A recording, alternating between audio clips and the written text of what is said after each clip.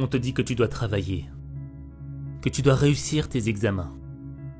Mais t'étudies et t'as l'impression que t'avances pas. Il y a trop à faire et il n'y a pas assez de temps. Après tu te compares aux autres. Tu vois qu'ils avancent 2 fois plus vite que toi. Et là, t'as l'impression que t'es moins bon. Tu penses ne pas être à la hauteur. Tu penses que tes examens sont plus grands que toi. Et c'est à ce moment précis qu'une souffrance commence à naître en toi. Mais cette souffrance, c'est une épreuve. Et face à l'épreuve, t'as 2 choix. Soit tu décides d'être le spectateur de ton incompétence, de tes manquements. Soit tu décides d'être l'acteur de ta lutte. L'acteur de ton succès.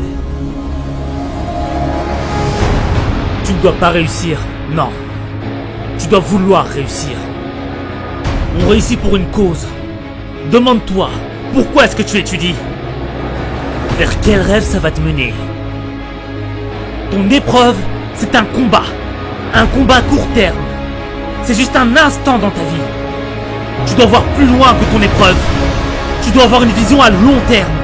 Une vision de la personne que tu veux être. Une vision des rêves que tu souhaites accomplir. L'épreuve, c'est une opportunité. Tu dois la réclamer. Tu dois l'aimer. Car c'est elle qui va te faire grandir. C'est elle qui va te rapprocher de la lumière de tes rêves. Rappelle-toi que lire et écrire, c'est un don qui t'est offert. Mon père est vieux et malade.